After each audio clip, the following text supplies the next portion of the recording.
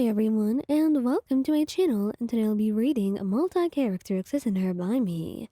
So let's get into it. Tengen. Tengen did not usually take off his shirt, but it was very hot. Not to mention, well, he was at home, so it would be fine.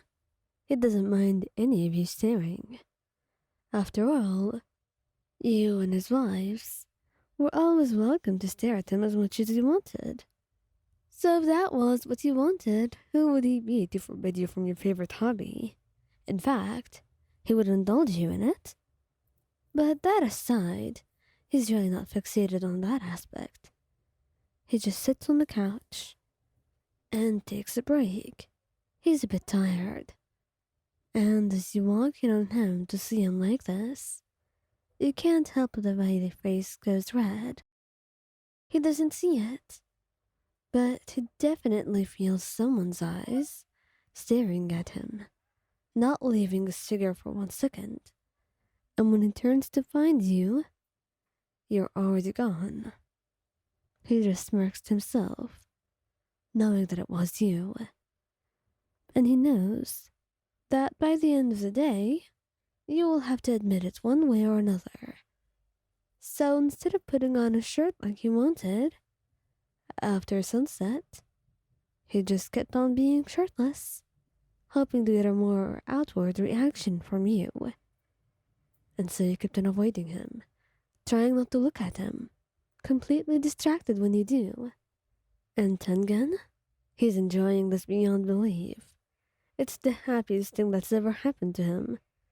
And he looks at you with so much love and so much interest in his eyes. You know, Ion, I don't mind if we do something more interesting. I have no idea what you're talking about, Tengen. You tell him, as if it's not already obvious that you've been staring for at least an hour now. But he's no fool. He gets your attention swaying him, at trying to seem like you were certainly not affected by his glorious chest. And it's a very bad attempt. That's when he wraps his arms around your waist and pulls you in closer, kissing your cheek. You know, I love you, and that means a lot to me. You're free to touch if you want. And it's like your heart stops for a moment, but then it continues beating again, faster and faster, as you look him in the eyes. Are you sure of that? More than sure. So you lean in, putting your hands on his chest as he watches you with interested eyes.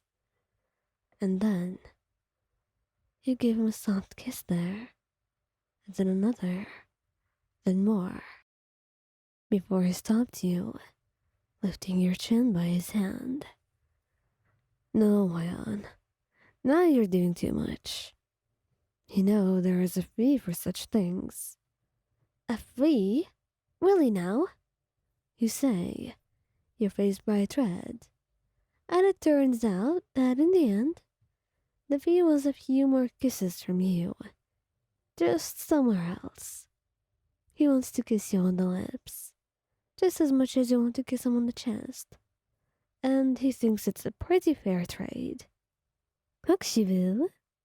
Kokushibo is not often shirtless, and most of the time, it's a sight that you would not see unless he's changing.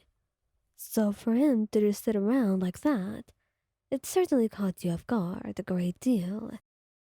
And you did not expect it to happen. So, when you get out of your room, and you see that sight in front of you, there's no wonder there is some surprise in your mind and surprise that is very obvious on your face, your eyes widening a little bit as you take a good look at him, tilting your head. Well, I think I forgot something in my room, you say very quickly, and you go back there. And you stay there for a good while. Meanwhile, Kokushibo has no idea what's going on. In fact, he's not even noticed that anything was off. It takes a while for him to notice that you were avoiding him, that you were staring a little bit more often than you usually did, averting your gaze whenever his eyes just went to meet yours. So, what if he was upsetting you some way? What if he'd done something wrong? He can't quite tell. He doesn't know. And there's nothing in the world that can help him besides talking to you and being honest about this. So, with all intent to just clear up whatever misunderstanding the two of you have, he goes to your room and looks at you. Mayan, can we please talk? He says, and you look up at him, fidgeting before nodding. Of course you can. I I would love that. You say softly, and you're still not looking at him. That's when he holds your hands and tilts your head so you're looking at him again. But he notices the way that your eyes automatically go to his chest for a moment before going back up. And that's when his head makes the connection. You're looking at me because I'm shirtless, and it's making you shy, is it not? He says, as if he had just realized that right now. And you find yourself blushing. We really did not want him to know that. It's far too embarrassing. But what could you do?